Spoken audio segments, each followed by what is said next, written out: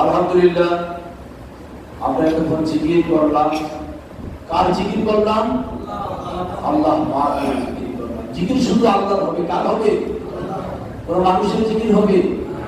কোন মাওলানা সাহেব, কোন মুফতি সাহেব, কোন পীর সাহেব জিকির হবে? কার? আল্লাহর জিকির হবে। আলহামদুলিল্লাহ এতক্ষণ আমরা জিকির করে আনন্দ পেলাম। কি পেলাম?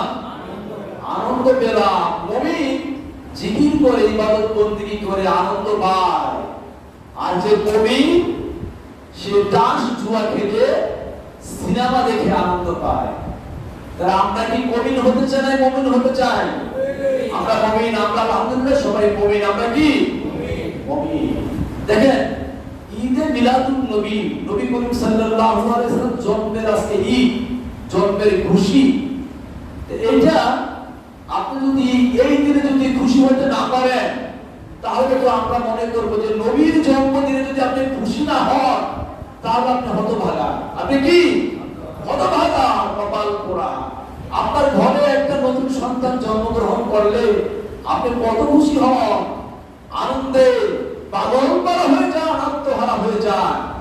আর যে শিশু, পবিত্র শিশু নবী মুহাম্মদ সাল্লাল্লাহু আলাইহি ওয়াসাল্লাম যিনি দুনিয়াতে আজকে জন্মগ্রহণ করেছেন, যিনি আমাদেরকে শাফায়াত করে, আমরা গুনাহগার পাপীদের অপরাধী জাহান্নামী, আমাদেরকে শাফায়াত করে জাহান্নাম থেকে জান্নাত দিয়ে দিবেন, তার জন্মে কি আমরা বেজার হব না খুশি হব?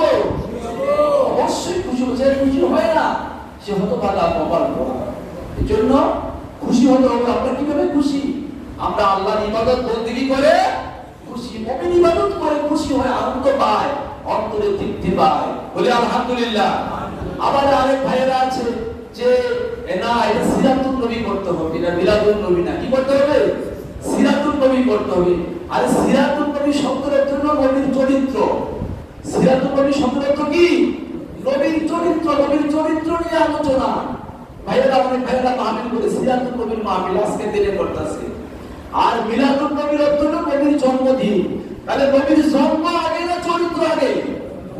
জন্ম আগে না চরিত্র আগে? আগে জন্ম। জন্ম নিয়ে আলোচনা করে এরপরে আপনি পরবর্তীতে চরিত্র নিয়ে আলোচনা করেন।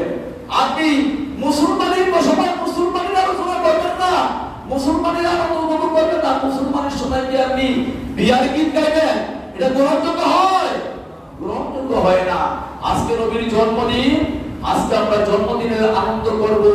মিলাদ করলাম, আল্লাহর জিকির করলাম এবং দোয়া হবে। এখন তাসবিহ তাহলিল করেছি, আল্লাহর শুকর আদায় করেছি, অনেকে নফল নামাজ পড়েছে, নফল রোজা রেখেছে। এগুলো হলো আমাদের ঈদে মিলাদুন নবীর আনন্দ। বলি আলহামদুলিল্লাহ। আল্লাহ পাক আমাদের বুঝার তৌফিক দান করুন। বলি আমিন। আর জোরে বলি আমিন।